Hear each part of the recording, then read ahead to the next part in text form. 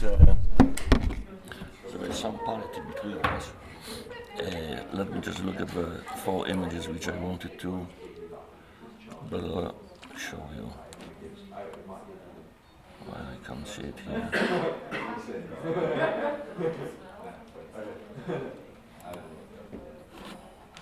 Oh.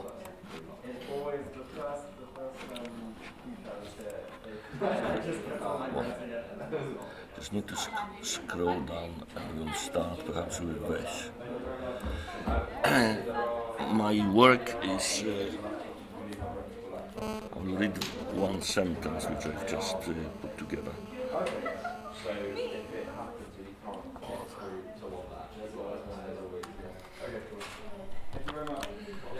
Because that was a bit more succinct than what comes into mind at the moment.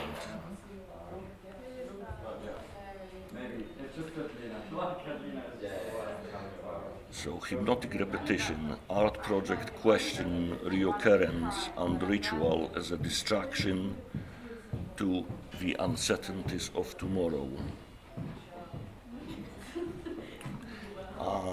The sources for my work come from my travels. So the story behind the person is very important to each piece. This guy is a Burmese captain, and he is in charge of a ferry between Ranong and Koton, which is a town in Thailand and a town in the south of Myanmar. And his job is to continuously transport passengers between both countries. The crossing takes like 45 minutes. And to maximize profits, he kind of crouches at the front of the boat. He's dressed in kind of clashing colors. He protects himself from the tropical sun with his hideous umbrella. He's surrounded by a swarm of bees and insects. And he's totally oblivious to all those amazing surroundings around him, fagging away and texting his friends on his phone. He's even oblivious to the fact that he's dying because his ankle is continuously exposed. Here you go, I haven't finished actually painting it yet. Because the ankle is continuously exposed to the sun, he's developed this massive tumor and which is progressing. And he's trapped in this hypnotic repetition of transporting passengers, suspended in the vacuum of life. So that's the narrative behind this image. This is a Burmese coach driver, and he's in charge of a coach to Miek. So the crossing between Koton and Miek takes around 21 hours. There are no brakes, brakes only if the coach breaks down. So he spends his life driving a coach and repairing it. So he's a mechanic, he's a driver, and so I try to capture him repairing continuously the same wheel every perhaps 45 minutes. Where everyone was escorted in the coach, and then we had to wait until this chap repaired the same wheel which was continuously breaking. He has his maxims as well. Yeah. I quite like his sequence. There was another reason for it. I wanted him to become anonymous. Nonetheless, a similar swarm of insects is surrounding him, which were kind of frequent. So there are a few examples of the most recent pieces. This is a Thai pool player with probably 50 grams worth of gold around her neck, and she's got a whole team of supporters. And there's a waiting list of people who want to play pool against her for money. She plays 50 games every night, and she's under massive pressure to perform in order to win. And losing, bear in mind the theatrical kind of position she's taking while playing the pool. She's a genius at it, totally entrapped in the repetition, not only of the game, but of the motion of the game, and the fact that she's under so much pressure. The winning of a game is of massive significance, not only to her, her supporters, her team, but her family, extensive family she needs to feed. So interesting. Um, I've created quite a few of them, so that's the new image I'm working on. Is based on the Thai masseur who spends her life waiting, again trapped in that hypnotic routine of life, perhaps hoping for change somehow, hoping that change will arrive somehow, but nonetheless the repetitive character of life is there, and the entrapment in that routine helps all those people to deal with their daily lives. Just like myself, I'm entrapped in a whole range of daily routines which are of significance. This was a little project I did over Christmas in Tenerife. I made a deal with a waitress to keep that table clear for me, and I left the hotel every day at exactly the same time and I followed exactly the same route, and I got to the same table and I ordered exactly the same items, a cup of latte and a bottle of sparkling water, and I placed them in exactly the same place, and I tried to photograph them from a very low kind of angle. So that is the constant, that are the things which I've got control over, it appears, and obviously that's the variable in the background because it changed every day. I had no control over that. And even though after 6 days, the waitresses swapped, and the other waitress didn't know that I was running this project, and someone else was in my table on day 7. So I've lost my constant, and it made the project even more significant. That things which I relied on and was kind of shoe off, they became totally unpredictable. Interesting. Um, so that was one of the shots which I then subsequently. So you work painted. from a photograph. Are you layering onto photographs, or are you painting? No, I'm painting. Painting them. Painting, yeah. This is a piece based on 3 Burmese monks, which has never been finished really. So Are those photo transfers onto surfaces that then you're painting over just to clarify? No, They're the actually paintings, Oh, yeah. right, okay. So Pav, what is your lens? What is your lens? Initially, the project was about uncertainties of tomorrow, how certain life of the past has become really uncertain, and how permanence has become very temporal and ephemeral. And then I started looking at how people deal with that uncertainty of life. And perhaps the most common way of addressing this is through allowing ourselves to become suspended in hypnotic repetition of life, which can be work, which can be, habitual, which can be, which can come from any direction. But in that routine, that habitual repetition becomes hypnotic and becomes the only certainty we've got in life. But isn't that a glamorized way? Because you're not the masseur, you're not the masseuse. You're not the one that's going through. I'm repetition. Okay. Yeah, but that's a repetition that you have created. My question, I suppose, about the lens is, I suppose, the privilege is I suppose about privilege, about being the observer, and the way in which it's interesting how in your images of Burma, of these faraway places, Thailand, very interesting in terms of a kind of storyteller, but then the work you set up, that you constructed, you kind of set up the constraints yourself. So that kind of repetition was kind of, I suppose, self-imposed. And I'm interested in how one is a kind of fate and the other is a kind of choice, and that duality in the work of whether that's a conscious. Over Christmas it was only a little trial. Yeah. I just wanted to try something Yeah, very strict under controlled measures. But I'm subjected to hypnotic repetition in my life on a daily basis. Yeah. from my habits to Yeah. my work routines to my, to commuting to. And what do you think is the basis of that? Why do you think we have rituals and habits? What is the comfort in that? Because that ultimately becomes the ultimate certainty. Yeah. Everything else is uncertain. So the routine allows us to find that certainty in life, and the routine itself becomes the certainty. We know that the routine will remain. Sometimes a way of it can be comfortable, can't it? It can be very comfortable repetition. It can be incredibly uncomfortable as well. So one way of processing your hypnotic repetition is, I think, to talk to people about it. Like the way you're describing their experiences to us today gives that insight into why repetition might be troubling or concerning for them, and in that same way I almost want to hear them speak. I almost want to hear them tell us their stories. I've got some images with sound over.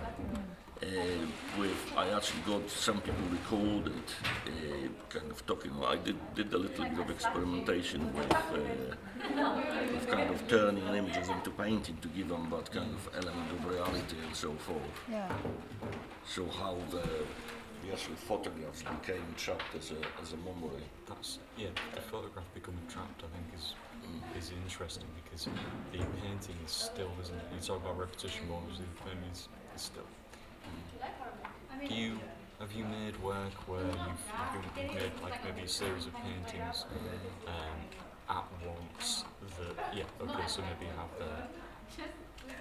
displaying, presenting these situations in a way that actually comments on the repetitiousness of what you're describing, rather than it being a still, and why the one photograph painted is what I want to know. Why paint the one photograph and that be the comment on repetition, and how successful do you think that is as a comment on repetition? It's a very big question, but you're making things that are very fixed as far as... Yeah, well, this is why I'm in response to your question, I'm trying to find the video. I became kind of interested in watching those images. How the whole project started was with making my images very uncertain. So I was using jet washes, and washing machines, and taking the canvases off, and whacking them in on a hot wash with varnish and bleach, and seeing what actually happens.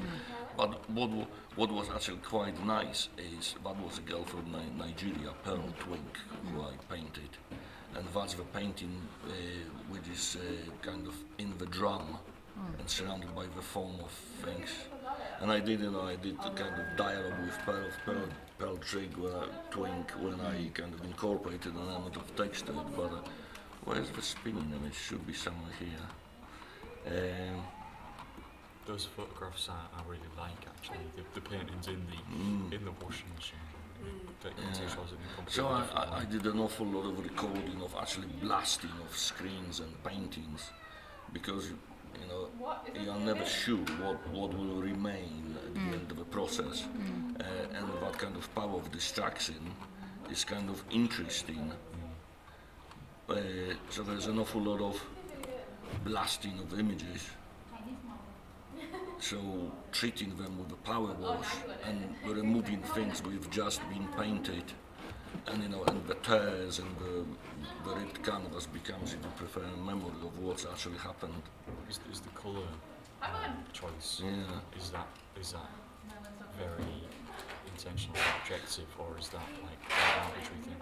Like how do you where does the paint come in? Like how do you make decisions on paint? Is it just whatever is complementary to the photograph, or is I suppose it comes from my recordings and location drawings from photography.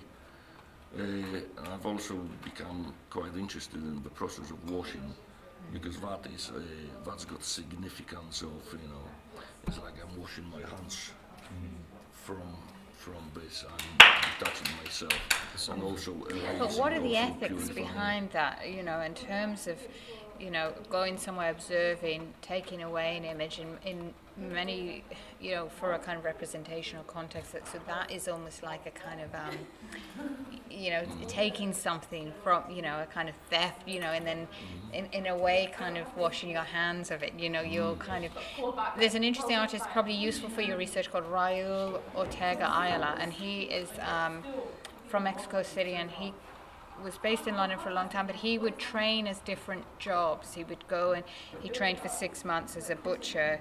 He trained as 6 months as a gardener. So he would go into these work contexts and learn the kind of daily routine of that job. So he's very interested in labour, very interested, but as an artist to be immersed in that, not to be kind of representing someone's routine, but actually experiencing it. And then he would come out of that and make work about that. So I suppose it's that kind of embeddedness which you haven't taken, but actually your kind of position, that's why, again, I keep coming back to what is your lens as someone who goes to places, takes images of, you know, often beautiful women, interesting, compelling stories, you know, one-legged pool play, very compelling stories. Your role, I suppose, your lens is almost of a kind of storyteller in a way, but I guess it's where you are. So Henri Sala is an artist who does similar things, goes to places and documents people. There's often a kind of some indicator in the front of the image that it's him, it's his view of that. And he talks at great length, he goes to great lengths to talk about his role in, this isn't just a woman from Thailand, this is my experience of this. I'm a person from a very different place, and your role it's such a kind of key part of the work that this is your view. You know, this isn't a kind of generalized view. It's a very, very, again, it's quite political.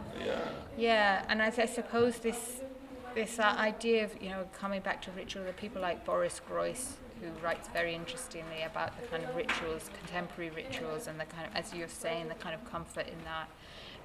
Who again might be someone who's interesting for you to have a look at in your work, with these washing machine images and bringing those. So again, visually very successful. Do you think that's gotten you closer to where you want to be in terms of your research questions? So the most recent images, they will be all taken off stretchers and finally recorded in a laundrette. Yeah. So I was looking at what was his name? He used virtually washing machines as cameras and recorded himself riding a horse in a laundrette. Wow, I thought amazing. it would be in my reference section. Yeah. What was his name? Oh, an English photographer. He also photographed the train between Birmingham and Manchester through a toilet on the train, mounted a camera into the actual toilet on the train, and photographed the train. You know, and that was of significance for me because, you know, it is that repetition of a journey. And I'm not putting any value on those people. Someone said to me, like, am I enjoying kind of observing them? You know, it's nothing to do with that. You know, I'm entrapped like everyone else. It's just my entrapment is perhaps of a different nature. You know, I'm not the captain of the boat. You know, but I've got my own repetitions, which are more than hypnotic, and you know, and very difficult to escape from. And you know, and I've got my own ambitions and dreams and aspirations I'm waiting for, just like those people. You know, so there's absolute parity between us. We are in different locations. You know, I remember recording videos on my blog, recording some prisoners in Honduras, and you know, and after 25 or 27 years, we didn't want to leave the prison. They've become so institutionalized that there was no life outside. Yeah. And you know, and the worst place on this planet was their home, and they were really happy with that, with the way things were progressing. And they didn't want to leave prison, and I found it absolutely fascinating. You know, waiting for that release date would be perhaps the key kind of dream in life. But for those guys, that was the biggest nightmare because of the uncertainty of life on the outside. So, Such a fascinating, broad basis for a project and uncertainty because you push into so many different directions, so many different media.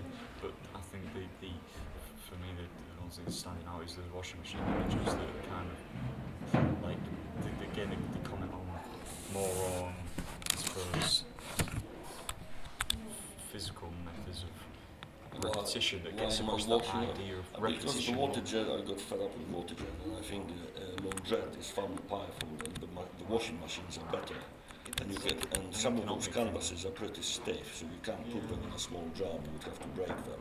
Visually, I So think they're just as putting them interesting. in a big washing machine and then experimenting with chemicals like varnish and bleach and good detergents and whacking them on a But these works, really, the washing machine works, looking at them, I mean, pretending you hadn't told me anything you've just told me, for me, they foreground something fundamental about painting as a medium. You know, they question the kind of again, possibly the kind of permanence, the ability of painting to capture their, you know, like Gerhard Richter, they're kind of testing something fundamental about painting as a medium. You know, that is what they kind of suggest to me, rather than any kind of anything relating to the subjects themselves. One of the key things, I suppose, in capturing an aspect of truth, which is what you're doing, you're capturing the very kind of real, raw moments on your travel, is then to apply something quite decorative to that surface. So the bees, this kind of, we haven't spoken, your stylistic, your flair, your signature mark on top of that. What is that based on? I meant the text pieces now, but this one. take dialogue with Pearl Twin. There was a number of questions I asked her, and there were a number of her responses. So I kind of screen printed them on top of the painting and tried to create that sense of dialogue between her point of view and my point of view. Right. But I think that act of washing or blasting or destroying or erasing that memory, that recording, that observations and moving on is what I want to do. Yeah. And in terms of the recordings for my final exhibitions, I thought about filming all those images being washed on a hot wash in a laundrette and recording them spinning. Yeah. You know. But I suppose similar questions, I suppose, to Betty, and then, you know, of rendering something very, very particular, and, you know, even looking at the kind of, these are the kind of decorative aspects, something that's very thought through, labour intensive perhaps, and then again erasing it, you know, denying it.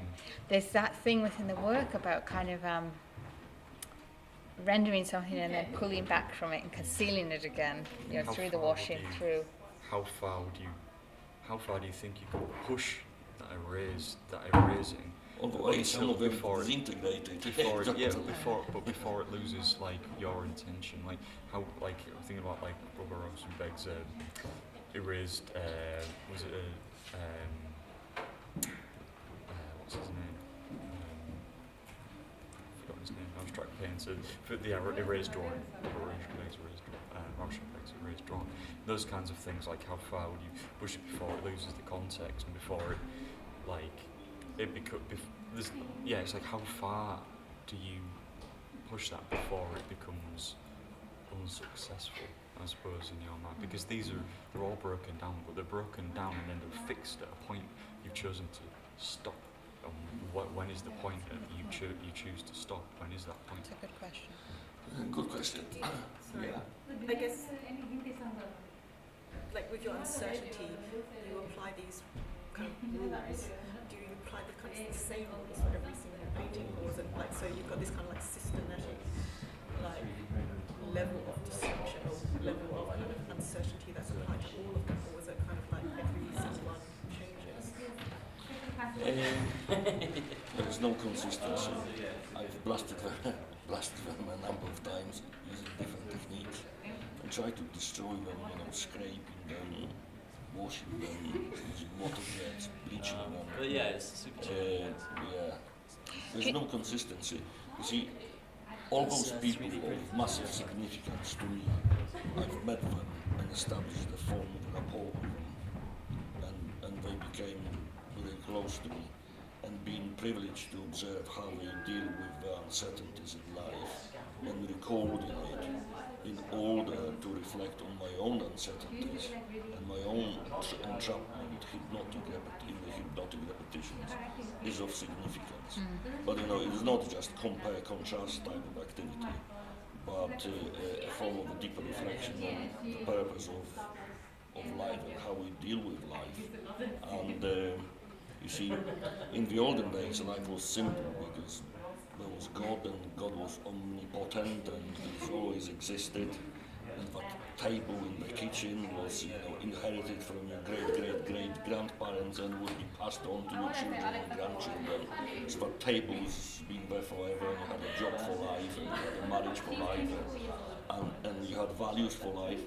And and in the postmodern world, all those rules have been broken and are continuously broken, and we found ourselves existing in a reality which is got nothing permanent. And So you haven't read Boris Groys, have you? no, That's haven't. definitely someone you need to look at, because he writes specifically about this, and he writes about the fact that the internet, he believes, has taken over religion. So religion, he says, is now online, and that's where people are radicalized. That's where people, it's a kind of major fundamental part of life is the internet. It's completely changed the world. He curated a really interesting exhibition called Medium Religion, which is a lot of artists kind of working through similar themes of ritual, of kind of these sorts of patterns through artwork. He'd be a really good reference for you to have a look at. And a lot of what you're talking about resonates with the things he writes about. I'll just write down, it should be on the recording anyway. But I'm still interested in this. It's very interesting because there's this storytelling, but is the work, because you asked this of other people, does the work, I suppose, have a kind of critical side to it? Are you questioning something? I mean, I know you are in relation to yourself and your own patterns and your own identity, but is there something for the viewer in coming to this work that you are asking them to question? I'm questioning the way in which we deal with our existence in the contemporary world, and I'm proposing, in a sense, that hypnotic repetition has become a way of dealing with the uncertainties of tomorrow, and I'm recording my observations of how people deal with their uncertainties, and I'm recording their entrapment.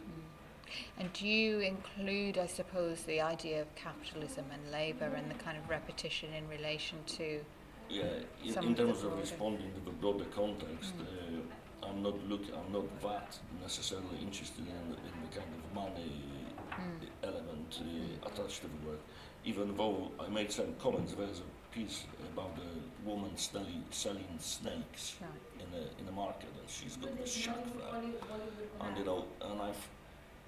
I thought I was chatting with her and having a drink, and I thought, even if there was a whole coach full of tourists, and even if they bought all of your snakes, that wouldn't make any impact on your life. Because, the snakes were practically worthless, there was no value attached to them as produce, as product. So, she was selling things which were practically worthless. And she was not doing it only to survive. It was a form of dealing with time, and it was something for her to do. Dealing with the notion of time is an issue, and this is why we break things down into days and weeks and terms and years and events and Christmases and birthdays and again, it is a form of repetitive hypnotic kind of entrapment. From one Christmas to another, from one birthday to another, from 1 week to another, from 1 year to another. So so that repetition in our life is a very intrinsic element and very powerful element which allows us to deal with the fastness of things in a very uncertain context.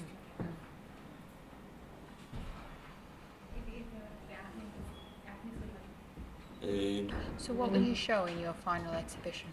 I won't be able to show the work because the work will be destroyed through the washing process.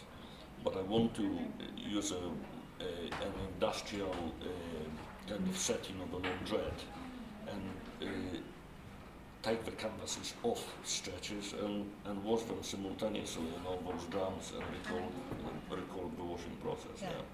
And I wonder how you'll have viewers access that. So will you make a video of that? Yeah, this is what I'm thinking. Yeah. I did that. I don't know why it is not on my blog for some reason, or we can't find it, but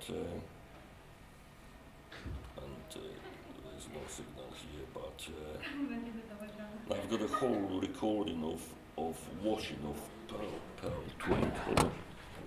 I just wanted to show you that video. I don't know what's going on here. Is this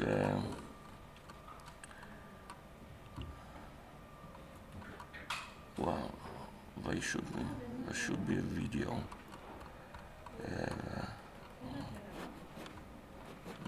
Do you ever read interviews with people like Werner Herzog? Werner Herzog, yeah, filmmaker, yeah. Yeah, he is a filmmaker, but he also does incredible interviews about, I suppose, the reason why he's drawn to certain people as subjects in his films. And I suppose I question it because I'm very fascinated by the idea of the tourist and what we choose to photograph as something that I suppose part of our conditioning it sees as kind of exotic or interesting or compelling as a subject. And the way that he talks about coming across many of the subjects of his films I find really, really intriguing. He sort of plays on that intersection between staging something and finding a truth in a chance moment. Yeah, this authentic moment, which I suppose you're kind of arguing that these are authentic moments, people that you have authentic connections to, that they're people you know, and you're not just a kind of tourist to these subjects. It's not just an ethnographic study, it's more than that. Like, you're not Stephen Pippin, that's the artist. Oh, So he mounted cameras in all those washing machines and recorded himself right in the holes in the laundrette while being filmed by those obviously pinhole cameras, and then used the washing machines to develop his photographs. But I want to reverse this process. I want to erase my images, like if those memories never happened. Yeah. Interesting. Most fascinating was this image here of. I went to Haiti to an island called Grande Gonave, and that's. So how did you end up there? I mean, I guess what was the background in you going there? Just you'd My been research trips, yeah. You what? Your My research trips, yeah. yeah. This little girl. Yeah. I noticed that there's a white girl on the island. Right. There's no schooling, there's no electricity, there's no money. Yeah. It's all barter and exchange of goods. It's bizarre. Yeah. And now, because of the sea becomes overgrown with sargassy, which is this bizarre seaweed, it is very difficult to take a boat to the big island because of petrol needed and costs. So people on the island are stuck there. And I noticed that this girl was kind of badly wounded and mentally injured, and she was full of fear and always on her own. And I spotted her playing with those butterflies, and then I started kind of asking people like, how come there's a white girl on the island where everyone is obviously of black origin, and now I wanted to talk about her. And then finally, I found out that her surname was Chapczynski, and I went to her and I said, like, I'm Pav Skymansky, and she didn't understand that anyway. But I said, and you? And I said, I'm Pav Skymansky, and she goes, someone Chapczynski. So I'm thinking like, oh my God, there's a Polish girl on the island, what's going on? So subsequently I did some research, and Napoleon sent 4,000 Polish legionnaires to suppress the uprising of the slaves on Haiti. And when the Polish legionnaires got there, and when they saw what actually happens, they switched sides and started fighting against the Napoleonic forces in support of the slaves. So Napoleon got so angry that he sent his army there to kill the Polish traitors, and most of them were slaughtered, and some dispersed around the islands. So she was one of the descendants of the Polish legionnaires. And then I did a little bit more research into all the kind of genetic kind of dependencies, and apparently your genes come out every 7th generation. And this is why you can have black parents and be a white child or vice versa, because of the seventh generations before you, whatever was happening. So this was absolutely fascinating. And when she was born, the locals wanted to kill her because it was like the devil being born on an island. And yeah, she couldn't speak. I tried kind of mentioning Poland in 20 different languages to her, but she didn't understand what I was talking about. And my Creole, French Creole, wasn't good enough in order to establish a conversation with her, and it was all very sensitive. So finally, yeah, that's the Polish descendant of the Legionnaires on Grande Gonave on Haiti. It's how bizarre. But my God, that story is It's incredible phenomenal. story, You know, This I is want what I'm that saying. story. I want that Yeah. story in the way. Do you know what I I mean? hear that, yeah. Because that Yeah. is not, what we. And you know what her hypnotic repetition was? Because obviously she was an alien on her own island. So she played with butterflies.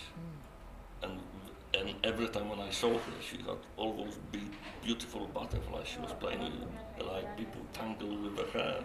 She played with butterflies. That was her daily routine. Wow. So This is what she what did. do you think her fate has been? She's probably still there. Pass. Yeah. Pass, I could show you a photograph. I organized this. I sent a boat to the big island. Yeah.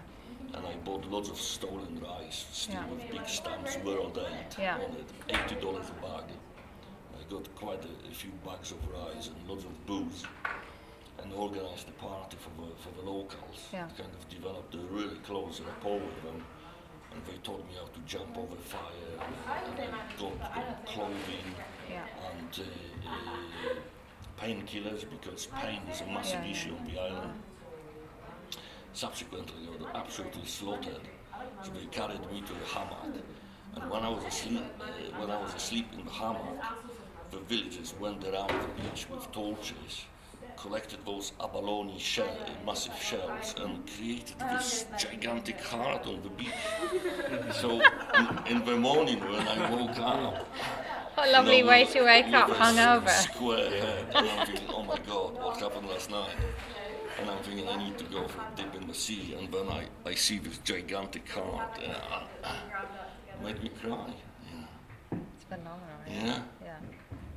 So So the I went stories 3 behind times. the image. I went 3 times to Haiti in 1 year to see this, Yeah. but I didn't have the guts to go back to the island because after you depart, there's no good coming back. Really. So with the painting, would you hope that, would it be a positive thing for you if you had a viewer ask you about the painting and then you tell the story? Is that part of the... this was is that actually like exhibited at communicative Art power? 23. Okay. The old biscuit Yeah. factory in Bermondsey. Yeah. So I created a leaflet to go. Right. So you Right, can tell the okay, so you story. could tell the Yeah. story. 'Cause As likewise, the Burmese captain, Yeah. which is still there, Yeah, I never collected it. Yeah. And people kind of, they had a flyer with the image and explanation. Jonathan suggested that I should record some voice of me telling the stories, but then I thought, deep accent, quite a deep voice, strong accent. I don't think that would work very well because when you are accented, you haven't got the flow. I disagree. I don't know. completely Like, disagree. Yeah, I think you're a brilliant storyteller. Yeah. It's But I think there's another Haitian girl. So that was a girl from Baku. She's a tourist guide, and her dream was to try a cocktail called Porn Star. She's read about all bizarre things. But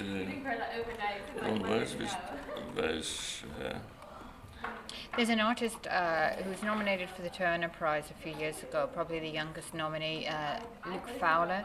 He's Glasgow-based artist, filmmaker, and he often chooses kind of similar subjects, I suppose, for his films, and then he has this kind of very beautiful kind of overlay over these 16mm films, and he chooses people like there's one of his subjects was this person who identified with a bog. I think it's called Bog Man. Do you know the film? and he interviewed this person. It's a kind of documentary about this person who lives in the bog and identifies as their whole identity. And again, so it's this very interesting kind of portrayal of someone, but again through this kind of storytelling lens, which is really fascinating. But what I find really intriguing, Pav, is how you find these people who have these incredible stories that you kind of live through, and then you end up in a laundromat getting rid of, purging all of it. Because it's really hard, fascinating. yeah. Do you know who this girl is? No. I spotted her all twisted. She had an illness called Medina, Right. which is a bizarre form of polio. Right. And all her joints were twisted, so how she survived there, God alone knows.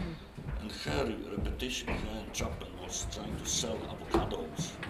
And those avocados weren't even hers, but she would borrow them from neighbors, and Right. then she would try to sell them for a commission. Right, yeah. And she would have 4 avocados in a basket on her head, and then I tried to go and help her selling those avocados. Always failed.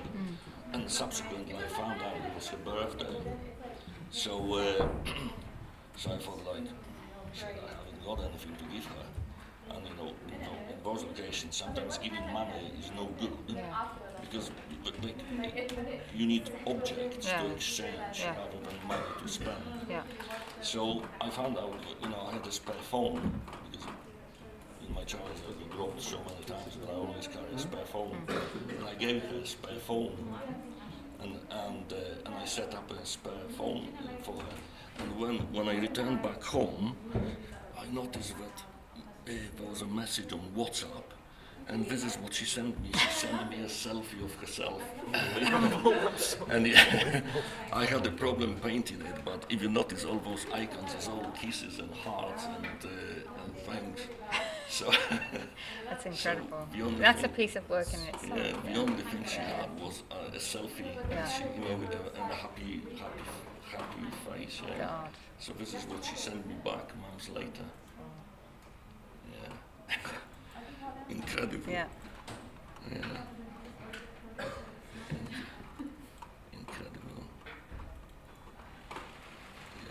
So in relation to your final show, so you also got a lot of big decisions to make, and I think in a way your dilemma is not dissimilar to Betty's, in that it's about kind of so much potential, so much kind of richness in what you're doing in the subject area. It's very, very compelling work.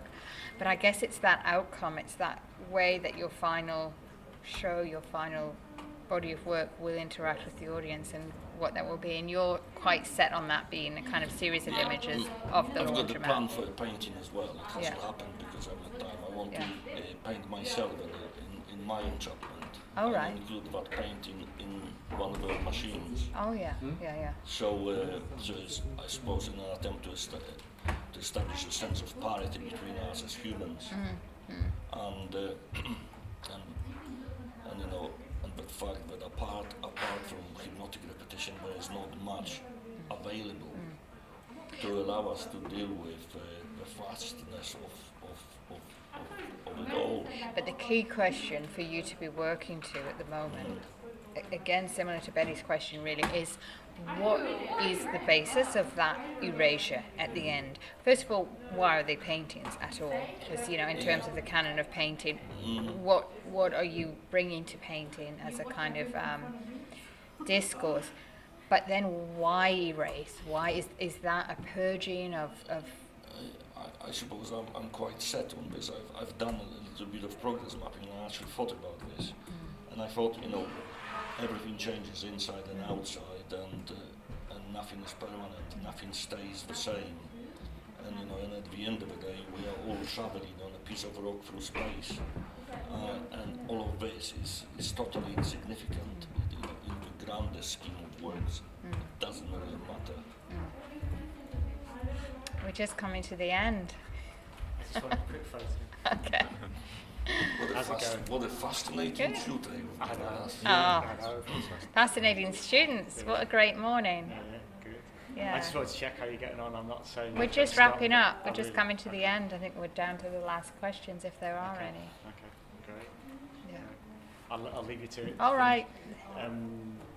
see you around at lunch, but 2:30 we're back in the studio. 2:30. Carol's going to do a talk. In the studio. Yeah, we'll do that in the studio. Thanks. See you. No problem. Are there any last questions before we wrap up? This was really helpful. Oh, I hope so. Yeah. Good. It was very, Please do very look up the, helpful, the, thank the people that I've recommended and suggested. I mean, a lot of the questions, interestingly, that have come up today are areas that I've kind of personally, maybe it's a coincidence, but I've been very interested in Susan Stewart. I studied textiles in Canada, so Ingrid Bachmann is someone who taught me directly, and I'm very interested in kind of textiles as a kind of form of resistance, although it may not be for you. But and definitely. similarly, traveling, you know, I've got these blonde. I travel a lot, and I've got these very blonde, white blonde children who are often photographed when I'm away, and I'm very.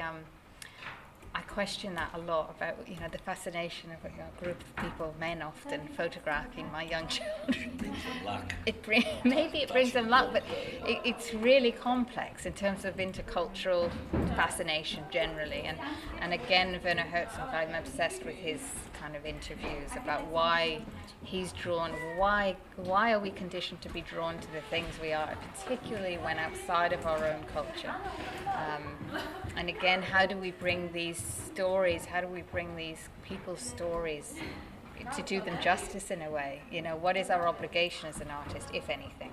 You know, With Grizzly Man, with Timothy Treadwell, spent time with bears and worked whichever national park it was. And he did very, very, very little, didn't he? Yeah. He basically just Right, found yeah, potatoes, yeah. and then he obviously made like lots of decisions, but he did like almost very little to them, and Yeah, it was just 2 hours off those tapes, which was that he benefited from enormously. absolutely Yeah. So really thought-provoking morning. I'll be carrying on thinking about your work, so I can't wait till the show now. Oh, The thank next you so chapter. Really good to meet you all. Thanks Great so to meet much. you, Sue. Thank no you problem. so much. Pleasure. So, Pleasure. I Okay. feel great now. Good. Thanks for Good. Oh, thank you. a great morning. Good. Good. Well, I'm often around, so do say hello when I see you around. It's partly based here, partly based at Wimbledon and also at Chelsea, but I'm often here at the moment. Lots going on. All right. Take care. No you. problem. Bye-bye.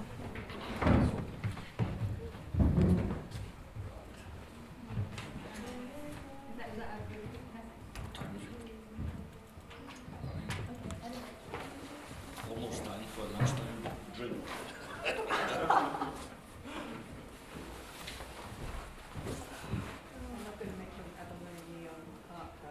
You going for a lunchtime drink, Betty? Maybe not lunchtime, but we've got Jonathan's thing tonight. So we can